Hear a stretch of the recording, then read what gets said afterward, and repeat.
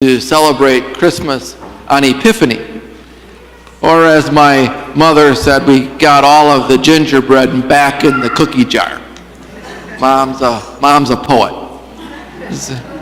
But they all came, and it was wonderful to have everyone together. Jacob, our oldest son, and his wife Jenny came up from Nebraska. Jacob was sporting a big black cowboy hat, which, if you know Jacob, is about 10 gallons of irony. And Alex and Adam were both up from Madison with their corresponding girlfriends. So we had as many women in our house as men, which kind of affected our behavior a little bit. It was great to have everyone together, and I know what you're probably thinking, because many of you have known all three of these boys since they were infants, and you know me a little bit, so you're probably thinking that when we gather, it's a pretty subdued occasion with everyone sitting around sipping warm milk and reading books about Jesus. But I would remind you, they are also Michelle's children, so it gets a little rowdy, indeed. And in fact, over the course of a few days, there were several occasions where we were all gathered around in the kitchen or sitting around the table, laughing so hard, our eyes were filled with tears, and we could barely catch our breath. And in moments like that, we realize just how in the presence of God we are. God's right there, as when you're that immersed in love and that overwhelmed with gratitude. God is as close as your own heart, and heaven as near as the person next to you. It was the exact same experience that I had 6 months ago, back in July, when I gathered with my mother and my brother Charles and my sisters Mary and Carol on the night that Dad died. And there too, we were all gathered around, and our eyes were filled with tears, and we could hardly breathe. And yet we were so immersed in love and overwhelmed with gratitude that God was as close as our own hearts, and as near, heaven as near as one another. It's in these moments of peak joy and the depth of sorrow, and actually every moment in between, that we have a chance, an opportunity to be in the very presence of God, to be right there. This God who is within us and around us and among us and between us. But so often we lose sight of that, and our minds and our thoughts engage this false duality. We create a dichotomy of separateness. Me here, God there.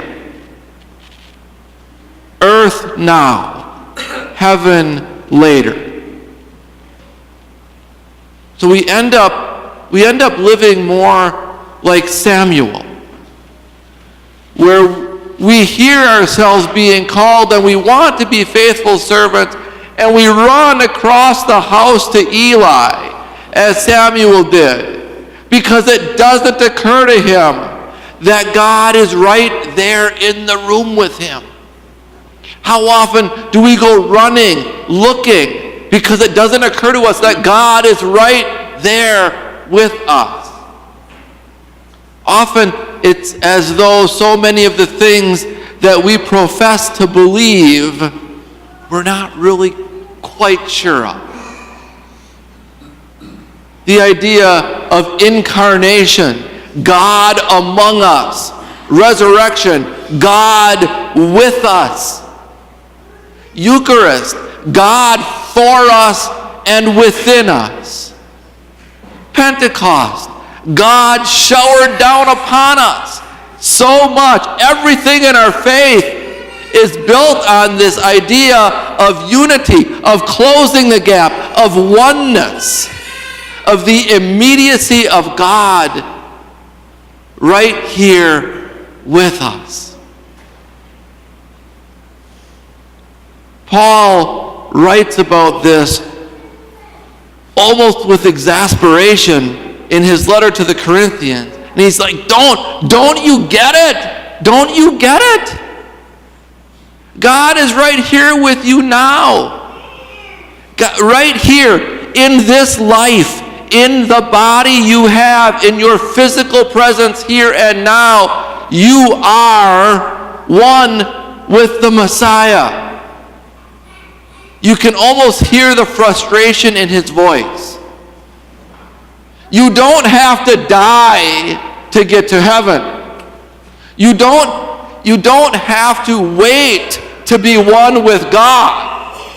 That is immediately present to you right now. Do you not understand? He's writing. The Holy Spirit is within you. You are sacred. This life is holy. God is right there in front of your face. All you have to do is breathe God in.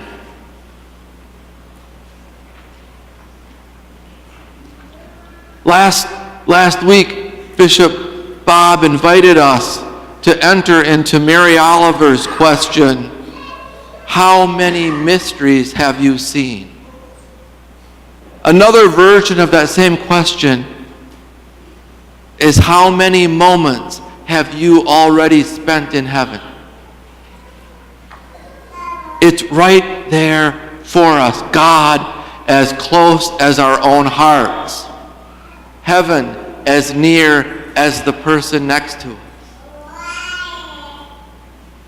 All we have to do is let go of our own egos and our own notion of separatism.